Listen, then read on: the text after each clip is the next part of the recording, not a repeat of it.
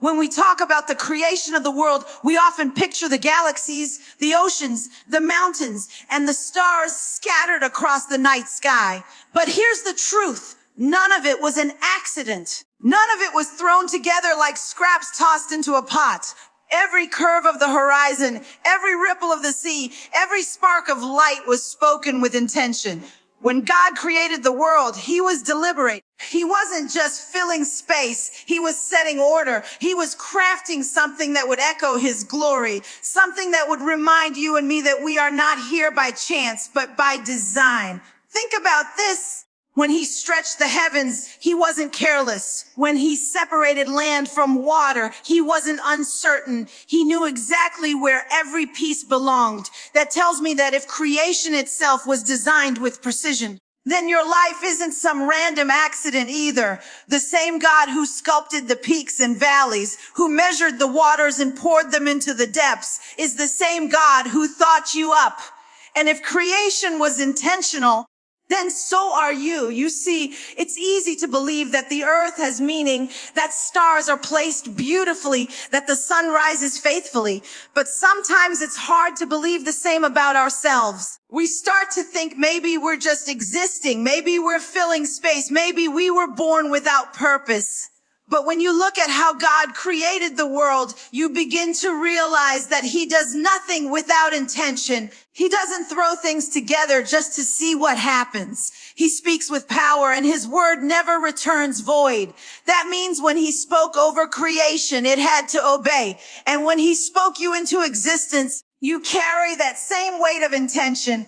If he was careful enough to tell the seas how far they could reach, why wouldn't he be careful enough when he formed you? If he numbered the stars and called them each by name, don't you think he sees you and knows your name too? Sometimes we feel overlooked, forgotten, misplaced. But the story of creation reminds us that the God who made the universe doesn't deal in accidents.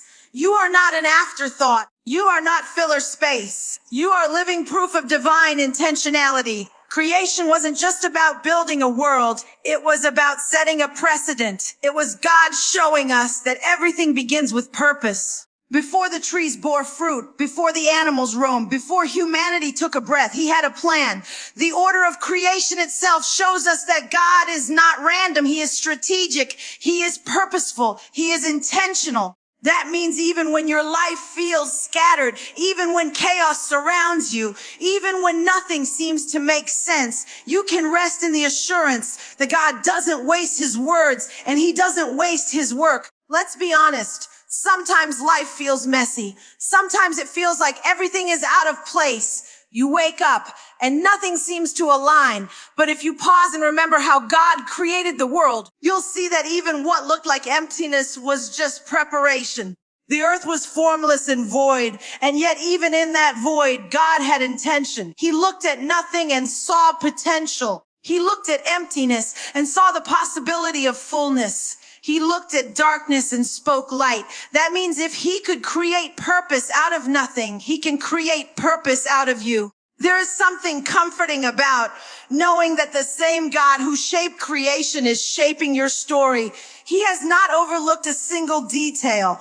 Even the things you thought were mistakes, even the chapters you thought were wasted, he has a way of weaving them into the bigger picture. Creation shows us that he is the kind of God who sees the end from the beginning, who knows how to turn disorder into harmony, who understands how to bring meaning out of mess. So if the world itself carries his intention, then so does your existence. You are not random. You are not here just to survive. You are here because God in his sovereignty decided the world needed you. The oceans wouldn't be enough without you. The skies wouldn't be complete without you. The stars could shine, but they wouldn't carry the same weight without your light joining in.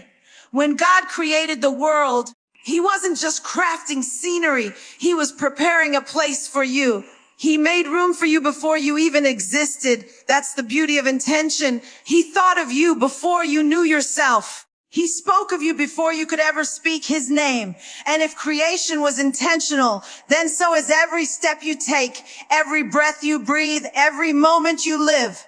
In the beginning, when the story of creation opens, It doesn't start with fullness. It doesn't begin with a beautiful garden or animals roaming freely or people walking in fellowship with God. It starts with nothing. Scripture tells us the earth was formless and void, darkness covering the deep. That's where God began, at a place that looked empty, a place that felt lifeless, a space that seemed impossible.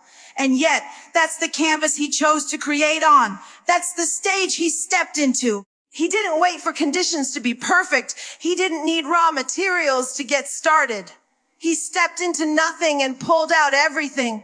That alone should change how we see our own lives. Because if God can start with nothing and make everything, then what excuse do we have to believe that he can't do something with us? So often we disqualify ourselves because we don't have enough. We don't know enough. We aren't strong enough or wise enough or ready enough. But God has a history of working with nothing. And if he could use a formless void to produce creation, then surely he can use your broken pieces to produce something beautiful too. Think about it. When we create, we need resources. We need material. We need something to build from. But God doesn't need what we think is required. He is the source. He is the origin. He doesn't look at emptiness and get intimidated. He looks at emptiness and sees opportunity. The same God who stood in the middle of nothingness and spoke light, who called oceans to form, who raised land out of waters, is the same God who can look at your life, no matter how empty it feels, and call something out of it.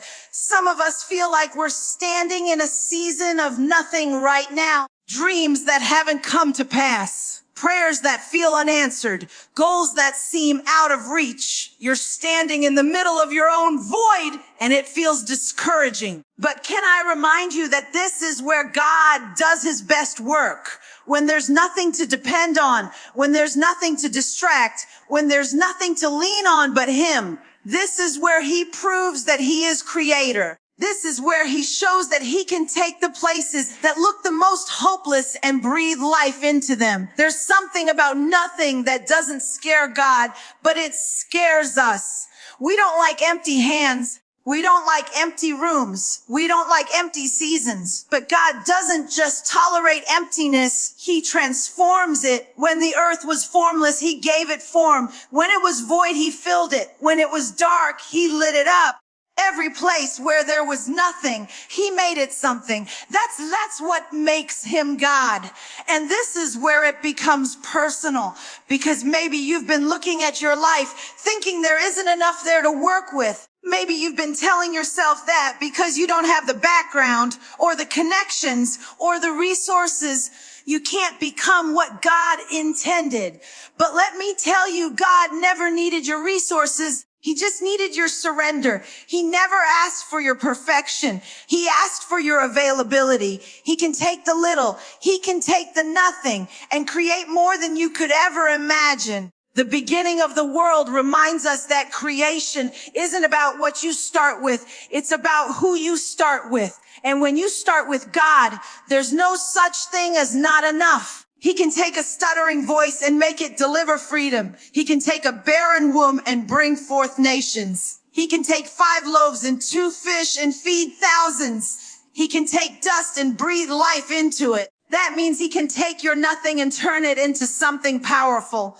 The beauty of creation is that it teaches us to stop underestimating the God we serve. We think he needs a head start. We think he needs our resume. We think he needs our qualifications, but he doesn't need any of that. He needs a space. He needs a void. He needs a heart willing to let him in, because where we see nothing, he sees the beginning of everything. So the next time you're staring at your life and it feels empty, I want you to remember how the world began. It began in the dark. It began formless. It began void. But God looked at the nothing and called it worthy of his voice. He looked at the emptiness and decided it was ready for his presence. And the same way he did it then, he can do it now. When God created the world, he didn't build it with his hands. He didn't carve out the oceans or chisel the mountains with tools. He spoke. He said, "Let there be," and it was.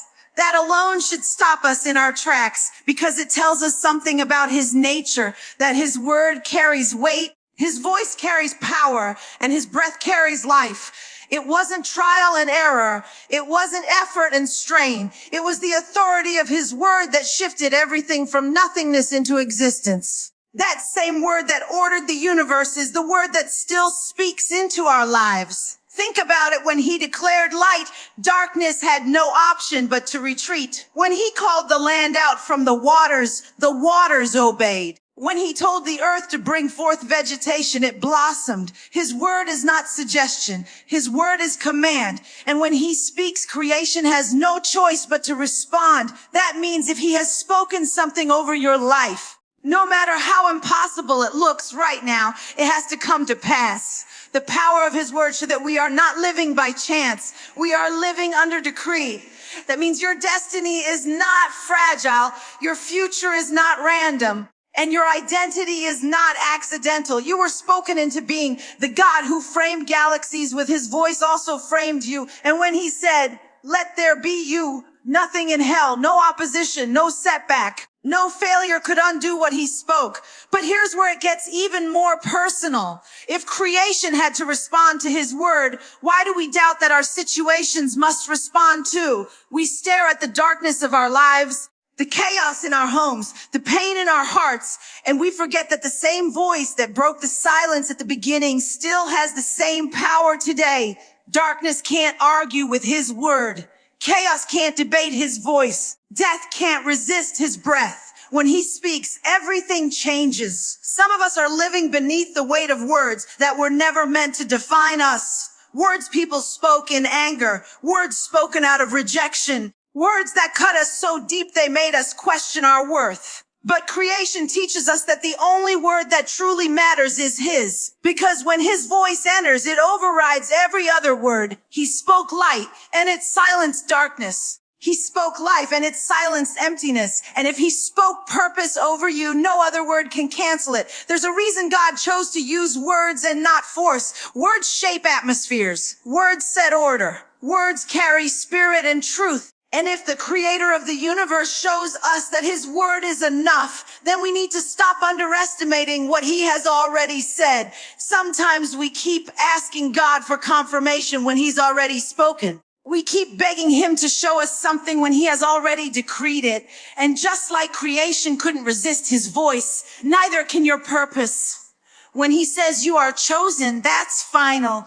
When he says you are redeemed, that's sealed. When he says you are healed, restoration has already begun. His word does not return void. It doesn't echo into emptiness and disappear. It accomplishes, it fulfills, it completes. That's the kind of word that called the world into existence. And that's the kind of word that still calls your life into alignment. But don't miss this. Creation not only responds to his voice, it sustains by his word. The sun rises because he said so. The sea stops at the shore because he commanded it. The stars hold their place in the heavens because his word anchors them. That means the same voice that brought you into being is the same voice that keeps you standing. You're not sustained by willpower. You're not sustained by luck. You are sustained because his word is still upholding you. So when you feel weak, when you feel like you're falling apart, remind yourself that the same word that hung the stars is holding you together. The same voice that told the ocean to roar and the wind to blow is the same voice that whispers peace into your storm.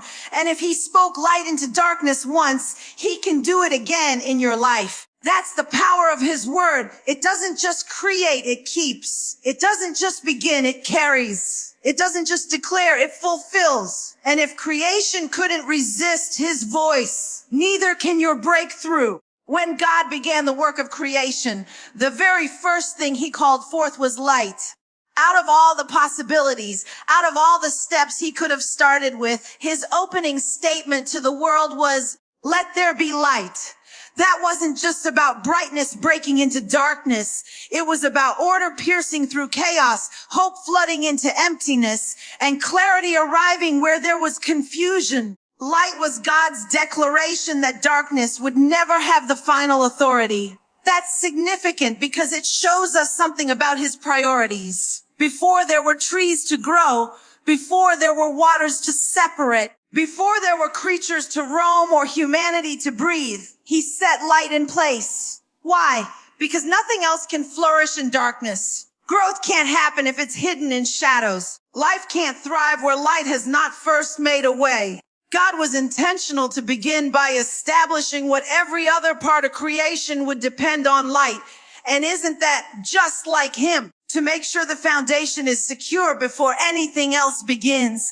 He didn't build beauty without first addressing the darkness. He didn't allow life to form before he confronted the void. He wanted us to see that in every story, in every beginning, light comes first. And that's not just creation. It's your life too. Because if we're honest, we all know what it feels like to live in darkness. Not the physical kind that happens when the sun goes down, but the kind that sits heavy in your soul. The kind that creeps into your mind with thoughts of doubt and fear. The kind that shadows your heart with grief, shame, or uncertainty. We've all walked through seasons where the darkness feels louder than the light. And it's in those moments we have to remember that the very first act of God's creation was to make sure we'd never have to live without light. When he spoke light into the void, it wasn't just about creation. It was a prophecy of his character. He was saying, no matter how dark it gets, my light is greater. No matter how strong the shadows feel, my presence is stronger. And if he could call light into existence where there was none, he can call light into your situation too. That means the darkness you're facing doesn't get the last word. That heaviness you feel doesn't get the final chapter. Light has already been spoken over you. What I love about God's light is that it doesn't need permission from the darkness to shine. It doesn't ask for agreement. It doesn't wait for conditions to be right. It simply shows up. And when it does, darkness cannot remain. That's why the moment he said, "Let there be light," there was light. Instantly, immediately, without negotiation. And that's how quickly he can turn things around in your life too. One word from him, and suddenly what was covered in shadows becomes clear. One word, and suddenly what felt impossible becomes possible. One word, and suddenly the darkness that was suffocating you loses its power. But notice God didn't remove all darkness from creation. Night still exists. Shadows still fall. What he did was establish light as the authority. He showed us that darkness may appear, but it will never rule. Darkness may show up, but it cannot stay when light enters. That's the promise we carry in our own lives. You may walk through seasons that feel dark, but the light within you, the light spoken over you, the light placed inside you by God himself is always greater. Sometimes, though, we forget to recognize the light. We get so consumed by what isn't working, by what feels broken, by what seems overwhelming, that we forget he already declared light over our lives. And when we forget that, we start living as if the darkness is stronger. But creation reminds us that the first word spoken into the void was not struggle, not fear, not confusion, but light. That means every time you feel like the darkness is closing in, you can declare the same thing God declared. Let there be light. Light isn't just about vision. It's about victory. Light reveals what darkness tried to hide. Light exposes what was meant to destroy you. Light uncovers the truth when lies have surrounded you. And light gives direction when you've been lost. That's why God started here, because he knew we'd need light not just at the beginning of creation, but at every beginning, every battle, every step of our lives. So maybe you're in a season that feels shadowed. Maybe you're carrying a heaviness that feels too great to bear. Maybe the nights have been long and the mornings haven't brought the peace you're searching for. But can I remind you that the first thing God did for the world is the same thing he wants to do for you. He wants to speak light into your darkness. He wants to show you that the shadows don't get to define your story. He wants you to know that the darkness you're facing will not outlast his light. When we look at the story of creation, one thing that stands out is that God didn't do everything in one day. He could have, because he's God, but he chose not to. Instead, he created in stages. Day by day, step by step, he brought things into being. He set the light first. then separated the waters, then formed the land, then filled it with vegetation, then placed the sun, moon, and stars, then the living creatures, and finally humanity. He didn't rush it. He layered it. He ordered it. And he showed us that creation was never meant to be instant. It was meant to be a process. That's powerful because it teaches us something about our own lives. We live in a world that wants everything now. We want quick results, instant breakthroughs, immediate success. But God is reminding us through creation that real transformation happens in steps. He builds layer by layer because every stage prepares for the next. The plants couldn't thrive until the land was formed. The animals couldn't survive until vegetation was there. Humanity couldn't function until everything else was in place. That means delay isn't denial, it's preparation. Sometimes we get frustrated because we don't see everything happening at once. We pray, we wait, and we wonder why it's taking so long. But creation shows us that God works in order. He doesn't rush his process, because he knows each step matters. If he skipped a stage, everything that came after it would collapse. The same is true in your life. The things you're walking through right now may feel small or even unnecessary, but they are laying the foundation for what's coming next. You may not see it yet, but God is building you in layers. Think about it this way. If God took his time with the earth, why do we think he wouldn't take his time with us? You are his creation too, and just like the world didn't come together in one moment, your purpose won't either. He's shaping you through seasons. He's preparing you through stages. Each day of your life holds a piece of the bigger picture he's painting. And just because you can't see the full masterpiece yet doesn't mean he isn't working on it. We often look at unfinished seasons and call them incomplete. But God looks at them and calls them necessary. On day 2, the earth didn't look like much. On day 3, it was still in progress. On day 4, it was closer, but still not done. Yet none of those days were wasted. Each one was essential. And the same is true for the season you're in right now. It might not look like the finished product, but it's still a part of the story. It's still a step in the process. It's still preparation for what's next. There's a lesson in patience here. God didn't rush creation, even though he could have. He didn't skip ahead just to finish quicker. He modeled for us that greatness takes time. And maybe that's what he wants you to hear today. Stop despising the process. Stop resenting the stage you're in. Stop assuming that because it doesn't look complete, it isn't valuable. Every step counts. Every moment matters. Every layer is necessary. Some of us want to jump straight to the promise without walking through the process. But if God didn't skip steps in creation, he won't skip steps in you. Because the process isn't punishment, it's protection. If he gave you everything at once, you wouldn't know how to handle it. If he rushed the blessing, it wouldn't be sustainable. That's why he takes his time, because he's building something that will last. And let's be real, waiting isn't easy. It tests us. It stretches us. It forces us to trust God even when we don't understand him. But that's the beauty of the process. It grows you while he builds you. Creation wasn't just about forming the earth. It was about revealing God's rhythm. And when you align your life with his rhythm, you stop panicking about the timing and start trusting his plan. Look at your life right now. Maybe you're only on day 2. It doesn't look like much. It feels unfinished, but don't lose hope. God is still creating. Maybe you're on day 3 where things are starting to form, but it's still not clear. Trust that he's still working. Or maybe you're on day 6 where it's almost done, but he's still shaping. Wherever you are, remember this, every day has purpose. Every stage has meaning. Every step has a role in the masterpiece. After everything was spoken into place, after the heavens stretched wide and the oceans settled into their boundaries, after the earth bloomed with vegetation and the creatures filled the sky, the land, and the sea, after humanity was formed from dust and given breath, scripture says something we cannot overlook. God rested.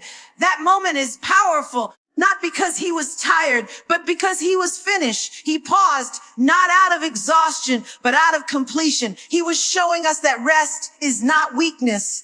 It's a declaration that the work is done. We live in a world that glorifies constant motion. We measure ourselves by how busy we are, how much we can handle, how long we can keep going without breaking. But creation teaches us something different. Even God, who cannot grow weary, chose to stop. He chose to look at what he made, call it good, and then rest. That means rest is not a luxury. It's part of the design. It's not something you earn once everything is perfect. It's something you step into when the work is complete for that season. What's so striking is that rest was the final act of creation. It was the exclamation point at the end of the sentence. God didn't just build and build without stopping. He modeled the rhythm he wanted for us. 6 days of work, 1 day of rest. Progress paired with pause. Labor balanced with peace. This was his way of saying that rest is holy, rest is sacred, rest is necessary. And let's be honest, rest is hard for us because rest requires trust. To rest is to admit you're not the one holding everything together. To rest is to acknowledge that the world won't collapse if you stop for a moment. To rest is to release control and let God be God. That's why so many of us struggle with it. We've convinced ourselves that if we stop, everything falls apart. But God shows us the opposite. Rest doesn't weaken what you've built. It strengthens it. Rest doesn't undo your progress. It protects it. Think about what it means that the Almighty God of the universe set aside time for rest. He wasn't trying to recharge. He was teaching us the value of reflection, of appreciation, of stillness. Creation wasn't just about doing. It was about knowing when to stop. Sometimes we're so consumed with creating, building, achieving, proving that we forget to pause and see the goodness of what's already there. Rest allows us to breathe it in, to acknowledge his faithfulness, to recognize that it is good. And maybe that's exactly what some of us need right now. You've been striving so hard, pushing so much, carrying so many responsibilities that you've forgotten how to rest. Not just sleep, but real rest. The kind that refreshes your soul, the kind that lifts the weight off your shoulders, the kind that says, God, I trust you with what I cannot control, because true rest isn't just the absence of work. It's the presence of peace. Notice this too. God blessed the day of rest. He called it holy. Out of all the days of creation, the day he didn't create anything new was the one he set apart. That tells me something important, that our value is not only in what we produce. Our worth isn't tied to constant output. Sometimes the holiest thing you can do is step back, breathe, and simply be. You don't have to prove yourself every moment. You don't have to strive endlessly. You are allowed to rest because rest is part of God's design for you. And here's the beauty of it. When you allow yourself to rest, you make space for God to move. When you stop working in your own strength, you give him room to show his. When you stop carrying everything by yourself, you realize you were never meant to in the first place. Rest is a reminder that he is the source. He is the sustainer. He is the one holding it all together. You don't rest because everything is perfect. You rest because everything is in his hands. So maybe you've been fighting to keep it all together. Maybe you've been running on empty. Maybe you've been afraid to stop because you think stopping means failing. But creation teaches us the opposite. Stopping means trusting. Stopping means knowing that what God has already done is enough. Stopping means declaring with your life, it is finished.